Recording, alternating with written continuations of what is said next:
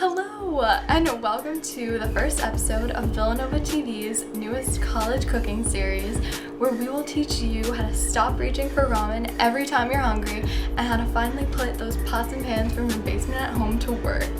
So we're gonna start the series off by making something versatile, easy, and delicious. Chili.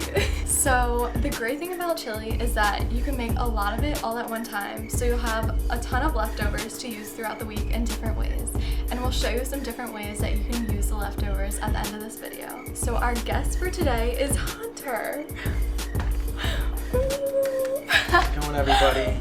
So he doesn't know how to cook, so I'm gonna teach him how to make this chili as we go. Once the pot gets really hot, you want to put in 1 diced onion right into the pot with 2 tablespoons of olive oil to saute. The next thing you want to do is put directly into the pot 1 can of crushed tomatoes, 1 can of tomato paste, 2 cans of kidney beans, and any spices that you want to use. Perfect. There. That's kind of hard to get out, so just do your best. Oop. So in the recipe, I listed a bunch of optional spices that you could use. The only one that you really need is chili powder, but the other ones will just take it to the next level.